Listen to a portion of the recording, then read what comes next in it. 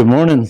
If you don't know me, my name is Criswell. I'm the college minister here at the Scenic Hills Church of Christ.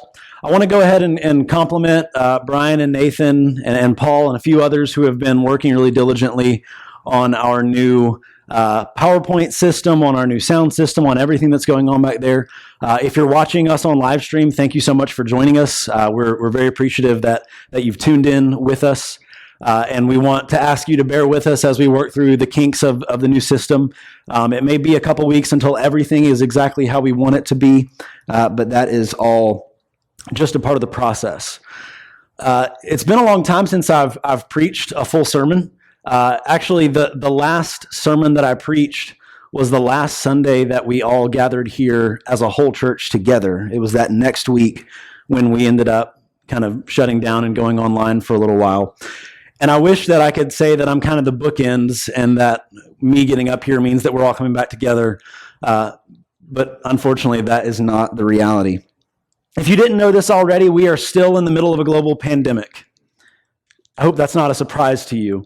But we're in the middle of this global pandemic that has completely radically changed the way that we behave in everyday life. Now it's impolite to shake hands or to smile because you really can't see anybody's face anymore because of the masks. And I know that we have a large spectrum of belief, even within this room, of how serious or how not serious the virus actually is. I can tell that by your Facebooks. It's okay, we already know. But I think we can all agree that there is some level of danger when it comes to this virus for some people in our country and in our world. And because of that, the virus has caused a lot of evil, pain, and suffering and difficulty for a lot of different people in their lives. And it's likely that we're going to continue experiencing this for a little while. People have lost their lives over this virus, and we don't know how long it's going to last. Not long into our near nationwide lockdown, the name George Floyd became a household name as a cell phone video was released of a police officer kneeling over his neck, pushing his face into the ground for 8 minutes as his life slipped away from him. And I don't really know anyone who was able to look at that video and was not able to say, that was evil. That was a terrible thing. That was a loss of life. And along with this instance and several other instances, people started getting angry, understandably so, and protests began to break out in major cities across the U.S. and even across the world. Some of these protests turned violent into riots, but others stayed peaceful. And as the protests went on, it seemed like there became two different groups, the protesters and the rioters. And the protesters wanted to keep the peace, and the rioters wanted to destroy anything that they could get their hands on. And as the rioting picked up, people were injured, people were killed as a byproduct of the more violent and destructive riots. All along, the news media couldn't decide what to cover. And so the procedure for the next few weeks of that time was to alternate video clips of riots and full hospitals with hospital beds, just to alternate that film and then have a ticker going at the bottom of the screen, having a death count and a sickness count. And then hurricane season began. And we saw hurricanes start to pop up in the Gulf or in the Atlantic. And thankfully, there's been nothing that's came our way yet. But I don't say this lightly, but the storm season isn't over yet. And then this past Tuesday in Beirut, Lebanon, if you don't know where Lebanon is at, Beirut itself is roughly 100 miles from the Sea of Galilee, where Jesus did a lot of his ministry, so very close to the nation of Israel. On Tuesday in Beirut, a massive explosion occurred within a warehouse facility at the port. And the first speculative reports mentioned terrorism attacks, and as we've kind of seen the story develop, it seems more that this was some kind of freak accident because of negligence of whoever was in charge of the chemicals that were inside of the warehouse. And so far, over 150 people have been found dead. Over 5,000 people have been injured, and over 300,000 were made homeless in a split second. I don't know about you, but the last 5 months have really felt like a whirlwind. And I think that that is a pretty big understatement. The whole world has continually been reminded of the pain and suffering and evil that happens in our world. And it goes beyond the top news stories. It goes beyond what we see on the news, because different forms of evil, pain, and suffering happen every day, whether it's covered by the news or not. And the reality is they're going to continue even after COVID is a distant memory. And in truth, there's far more evil, pain, and suffering happening in our world that's completely unrelated to riots and viruses and hurricanes and explosions. The experience of pain and suffering and evil, it's a universal reality for human beings. And if you haven't experienced evil, pain, or suffering yet in your life, I can guarantee you that it will come. And I'm not saying that as a threat, just as a reality. Because of this universal reality, and especially the current awareness because of the way that things are going in our world, many people have struggled to make sense of these kinds of things that are happening. People are asking questions like, why is there so much evil in the world? And other people asking questions like, is this virus sent from God as judgment against the sin in the world? And the other question, how can a good and powerful God allow something that causes so much pain to just keep going for as many months as it has been? Ultimately, the question is this: if God is good and powerful, why does evil, pain, and suffering exist? And kind of the follow-up question, could this mean that there is no God? Or could this mean that the real God is not the God of the Bible? All of these questions are different variations of what's called the problem of evil. And it's probably no surprise to you that the problem of evil is one of the leading reasons given for why people have left the Christian faith in our world. And it makes sense, because the problem of evil is a deeply emotional and personal issue to think about. And it shouldn't be easily discussed. It's a difficult thing. But in the scope of human history, we have to realize that the problem of evil is not something that started 5 months ago whenever we found out about COVID. This is something that's been going on since the dawn of sin in Genesis chapter 3. And over the centuries, philosophers and theologians have stared at this problem and tried to make sense of it and tried to figure out solutions to this problem. So this morning, what we're going to be doing is we're going to enter into this historical discussion about the problem of evil. And we're going to try to make sense of this, to make sense of what we experience. But I want you to know that I don't plan on giving you like a big fix-all answer to the problem to where it all goes away, because this is a multi-layered question. There's a lot to consider. And I don't believe I can do justice to that right here in this sermon time. And you'll find that at the end of the sermon, if Jesus has not come back yet, that you will still exist in a world where evil and pain and suffering are still happening and still exist. What I want to do, instead of giving a big, giant umbrella answer, is I want to explore the kind of the top layer of this problem. And I want to try to instill a confidence in you about your faith and about the faith that we share. And I want to instill confidence that our faith can actually stand up to scrutiny. Our faith can stand up to the most difficult of questions. So I want to start by asking a really simple question. Why do we complain about evil and pain and suffering? I want you to think about that in your own minds. Why do we complain about evil, pain, and suffering? It's actually not intended to be a trick question at all if you're thinking a little too hard. We complain about evil, pain, and suffering because they're real. Because evil, pain, and suffering are real problems that we deal with on a daily basis. And in order to understand the question of the problem of evil, we have to first understand that to question the problem of evil, we have to understand at base level that to complain about it means that it's real. means that it exists and that it's definable. See, when we enter into conversations like this, what we find out is the way that we see and view our world independently really matters. And this is called a worldview. A worldview is the viewpoint or philosophy, that's supposed to be or, not of, the viewpoint or philosophy through which you view the world. A worldview is a lot like wearing glasses. For those of you who wear glasses in the room this morning, when you're wearing your glasses, yes, you can probably tell that you're wearing glasses. You can even kind of see them out of the corners of your eyes if you try.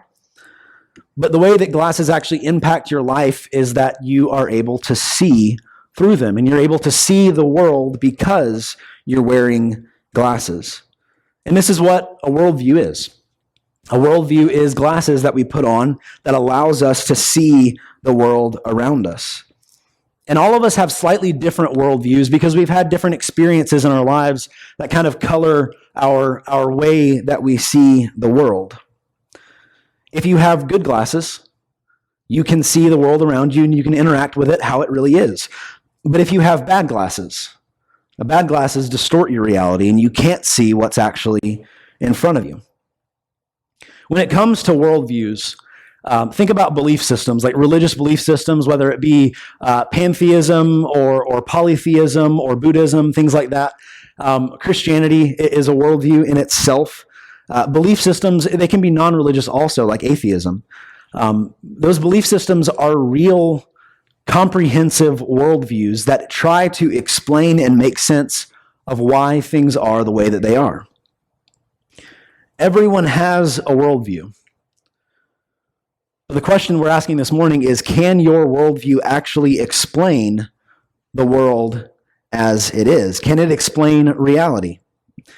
If your worldview doesn't explain reality, then it's not a good worldview, because it can't help you make sense of the world and the problems that exist in the world, like the problem of evil, what we're talking about this morning.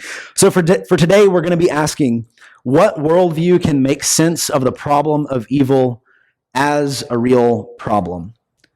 And we're going to look at two basic worldviews this morning. We're going to look at atheism, and we're going to look at biblical theism, or what we call Christianity. And here's my basic point that I'm attempting to communicate this morning. I'm going to give it to you on the front end, so hopefully you're not confused. My basic point is this: the biblical worldview is the only worldview that explains reality and makes sense of the problem of evil. And to see if this is true, I want to compare, the first worldview that we're going to compare is the worldview of atheism. And I believe it's this worldview that actually claims to solve the problem of evil the most. You see, the problem of evil has been atheism's most successful deconversion tool when it comes to Christians.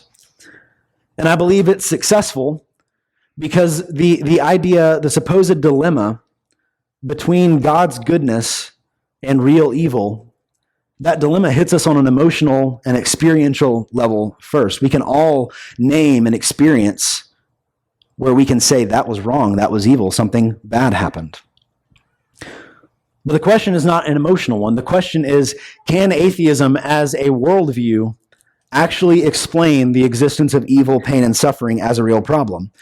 And if you don't know what atheism is, the A is the prefix. It means without or not. And then theism is the belief in a God. So atheism put together is without belief in God, or not believing in God.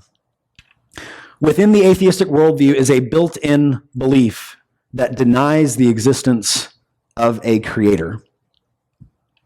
Therefore, reality as it exists, as we perceive it, according to atheism, it has to have a natural explanation of how everything came about.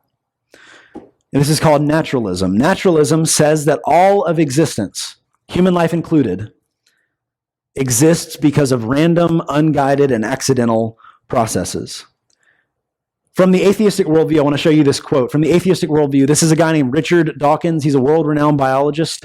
I am in no way attempting to insult his intelligence, because I guarantee you he is head and shoulders smarter than I am. But this is what Dawkins says about this problem of evil, talking about the world. The universe that we observe has precisely the properties that we should expect if there is at bottom no design, no purpose, no evil, no good, nothing but blind, pitiless indifference. He says it right there, no evil, no good. In atheism, we are nothing more than just an assembly of biological material that's put together in such a way that our brains give the illusion of intelligence to us, but in reality, it's just a clever chemical reaction. And a consistent atheistic naturalist, they believe that at base level, you and I are no different than single-celled organisms, than trees, or than rocks, because we're all just stuff that exists.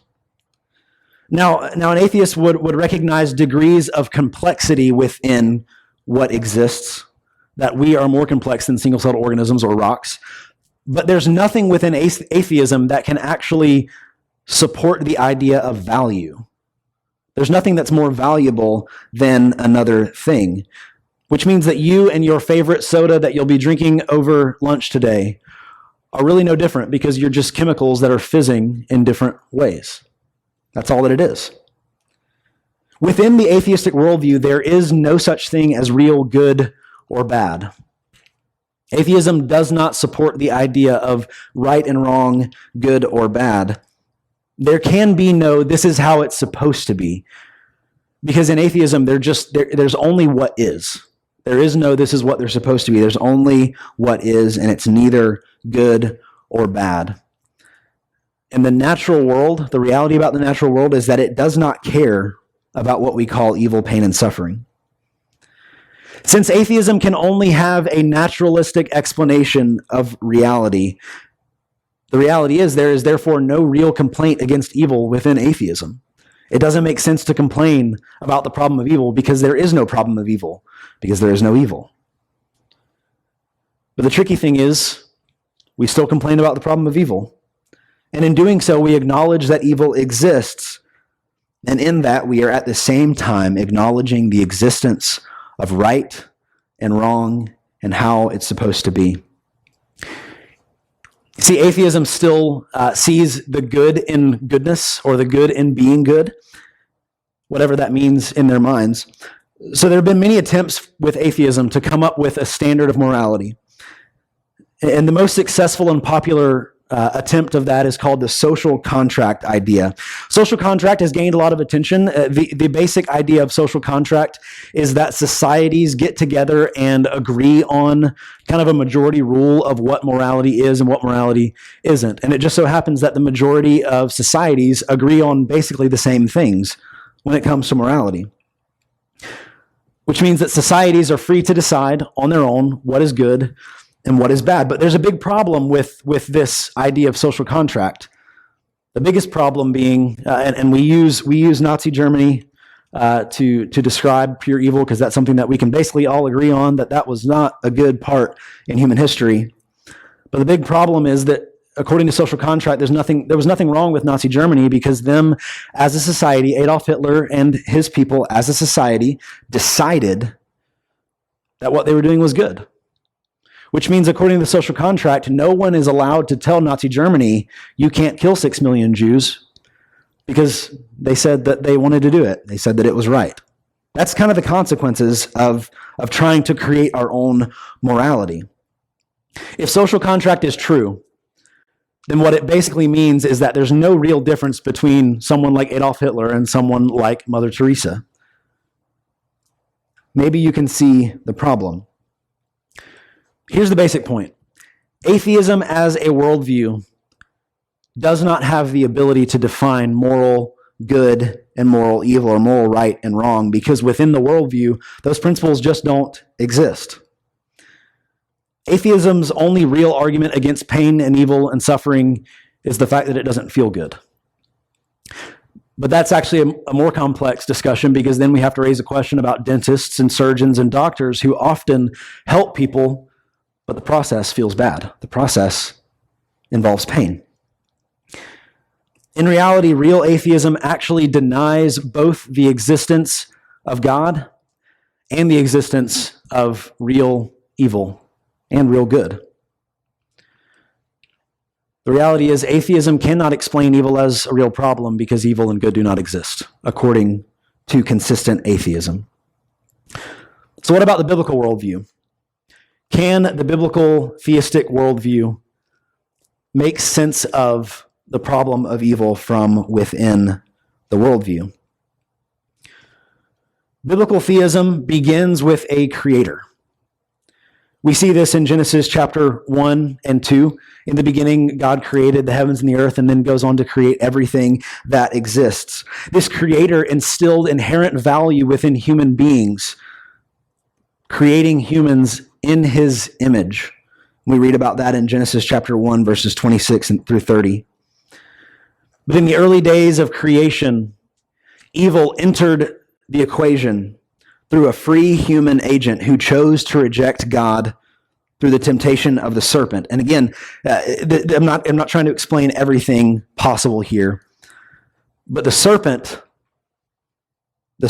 is a created being as well. He's not God's equal opposite. That's actually never said anywhere in Scripture. This serpent, we also call him the devil and Satan, was a created being who fell sometime between Genesis chapter 1 and Genesis chapter 3, because that's kind of the span of creation. And he did so in the non-physical world. And he's described, again, nowhere as God's equal opposite. Within the biblical worldview, the reality of evil, pain, and suffering and the existence of a good and powerful God are not contradictory ideas, because evil is an intrusion in reality and not a necessary part of reality. When God finished creating the world in Genesis chapter 1, verse 31, he says that his creation is very good, and then he ceased from creating. But then Genesis 3 comes, and that's where evil is introduced. And there's a lot of confusion about what evil is and what evil isn't. And this may get a little heady, but evil is real, but evil is not a thing. Because evil can only be understood by understanding what good is. It's a lot like a hole in the ground. Think about digging. You go out this afternoon and dig a hole in the ground. What's a hole? A hole is just the absence of dirt. You've removed the dirt and now you have a hole. You can only describe a hole by what's missing. And that's the same thing when it comes to evil. Evil is like a hole. Evil is real. It's not a thing. It's the absence of a thing. You don't need a hole in order to understand what flat ground looks like. And in the same way, you don't need evil in order to understand what good looks like, because good exists independently. Also, the Bible, as a worldview, the biblical worldview, is hyper aware of the problem of evil. Okay? The existence of evil in the world, as terrible as it is, it should not be a surprise to Christians who read the Scriptures, because it's one of the main subjects in the Scriptures. Because within biblical theism, evil is not only a problem, it's actually the problem. It's the biggest problem. It's what Scripture is about. It's what the story of God is about, of defeating evil. Evil makes sense within the biblical worldview because what the Bible describes as wrong with the world is exactly what we find wrong with the world. And we don't have to do any gymnastics in order to make that so. It just is. And this is so because in biblical theism, at the base level, the Creator himself is good, and that means a proper definition of good has to come from that Creator. So yes, biblical theism can explain evil as a real problem that exists, because evil is the biggest problem in the Bible itself. And it does so without internal contradiction within the worldview. But what does it matter that atheism can't explain evil and theism can? Like, what difference does that make in real life? I mean, I know a lot of people who do not believe in God and go on to live really good, really full, actually really moral, upright lives. And you probably know people as well in the same instant, in the same way. But the reason why this is so is because regardless of the worldview that an atheist holds, they still live in reality. But their worldview doesn't see reality as it is. It's like if someone has bad glasses on, and because of that, they can't see the road when they're driving. That doesn't make the road disappear, does it? They're still on the road. They probably shouldn't be on the road, but they're still on the road itself. They just need better glasses in order to see. We can actually see this explained really well in Romans chapter 1. Grab your Bible, turn to Romans chapter 1. Romans chapter 1.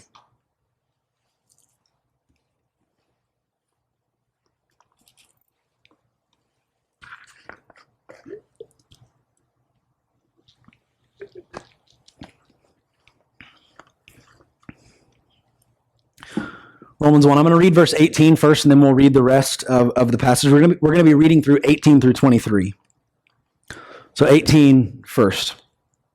The Apostle Paul writes here, "For the wrath of God is revealed from heaven against all ungodliness and unrighteousness of men, who by their unrighteousness suppress the truth." What Paul describes here is the source of unrighteousness, the source of evil or sin in the world that we experience.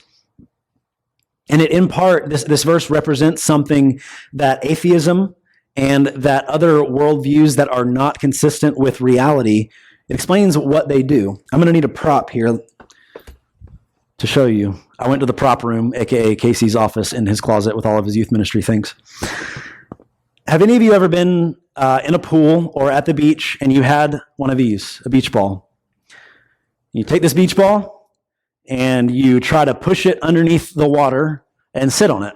Anybody ever try to do that? Is it just me? Okay, we've got a few. Cool. What happens when you take this and push it under the water and try to sit on it? It can't help but just pop up, right? I mean, you can try to balance on it for a little bit, but eventually it's going to knock you off and it's going to pop back up out of the water. It's difficult to keep it pushed down into the water. It has air in it. It wants to get to the surface, right?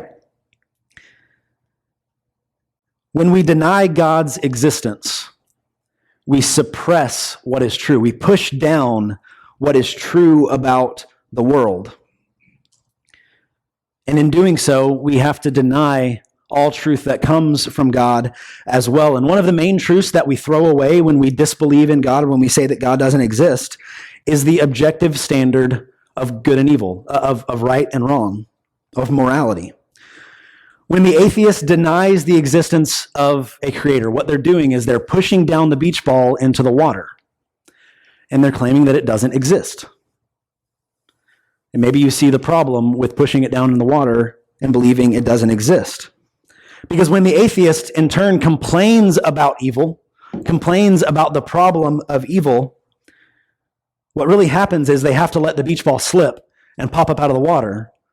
They appeal to the beach ball. They appeal to God for their standard of saying, that's wrong, I don't like evil. And then after they're done saying that the beach ball doesn't exist, they push it back down and they sit back on it and say it's not real. That's essentially what the worldview of atheism and the worldview of other worldviews that deny reality, that's what they have to do. When the atheist rejects God's existence because they don't like evil, they reject the very thing that allows them to define evil as it is. And they suppress the truth. They push the beach ball down. And the reason that the atheist cannot help but use a fixed moral standard in order to conclude that there's no fixed moral standard is because the fixed moral standard is a part of real reality. It's real. We appeal to it because it's real, because it comes from God. Look back at Romans chapter 1. We're going to read 19 through 23. For what can be known about God is plain to them, because God has shown it to them. For his invisible attributes, namely his eternal power and divine nature, have been clearly perceived ever since the creation of the world in the things that have been made, so they are without excuse. For although they knew God, they did not honor him as God or give thanks to him, but they became futile in their thinking, and their foolish hearts were darkened. Claiming to be wise, they became fools and exchanged the glory of the immortal God for images resembling mortal man and birds and animals and creeping things. According to Paul, we are without excuse for unbelief in God. Because every human being is capable of observing the world around them, of observing creation, and understanding by sound logic that creation demands a creator. In order for something to be, something had to make it be. The world that we live in and the consistency that we observe in nature, and the reason we know that evil, pain, and suffering is wrong, the reason why we know it's not supposed to happen. Those things are best explained by the worldview found in the Bible, which is the worldview of God himself. And if you suppress that truth, you suppress all understanding that comes from him, like logic and morality and consistency in the natural world, and you push the beach ball down while simultaneously denying that it actually exists. See, the consistent atheist has to elevate the natural world to the level of God. What Paul says in verse 25, we didn't read it, but he says that it's exchanging the truth about God for a lie and worshiping the creature rather than the creator. Now, I'm not claiming that an atheist worships nature in the way that we think of worship, of bowing down and singing and things like that. But in the language of Romans 1, they are exchanging the glory of God for the natural world. And in doing so, they forfeit the ability, they push that beach ball down, they throw it away, they forfeit the ability to use a higher standard outside of themselves in order to complain against evil. Because if all there is just nature, and you're a part of nature, what that means is that you're the highest standard. And so whatever you say goes. Whatever you say is good. But the biblical theist recognizes that God is ultimate and that creation comes from the Creator and therefore cannot be elevated above him. And our understanding of real good and of how things should be flows from God's consistent nature. But here's a real question for you at the end of all this. Why should we care? Does any of this matter for any of us today? If I haven't lost you yet, because I know that was a lot, if I haven't lost you yet, here's why this matters. Because in reality, the problem of evil is one of the best proofs for the existence of God. Because the existence of real evil points toward the existence of a real good, and real good points to a real God. We know that evil, pain, and suffering are real problems because we see and experience them every day, and we can be confident that our faith can stand up to this problem and many problems like it. Because our worldview contains the only possible grounds for believing that evil, pain, and suffering is actually a problem that needs to be handled. It's why King David, over 3,000 years ago, can pen the words of Psalm 13 that Eddie read this morning. How long, O Lord? That psalm is about suffering. But he says at the end, I trust your steadfast love, and my heart rejoices in your salvation. It's why we can look at what happened and what has been happening with COVID and say without any contradiction of what we believe that it's a form of evil and that it's causing pain and suffering and damage and that it has to stop. It's why we can look at the murder of George Floyd and so many countless others, and we can say that what happened to them is wrong. Because it should not be so, because they are created in the image of God. It's why we can say the phrase Black Lives Matter. Again, not the organization, but the idea, the phrase. It's why we can say Black Lives Matter, and it actually means something in our worldview. Because we know that Black lives are created in the image of God, and therefore have infinite value and worth. If there is no God, and there is no good, and there is no evil, then the reality is that no lives matter, because we're just an accident.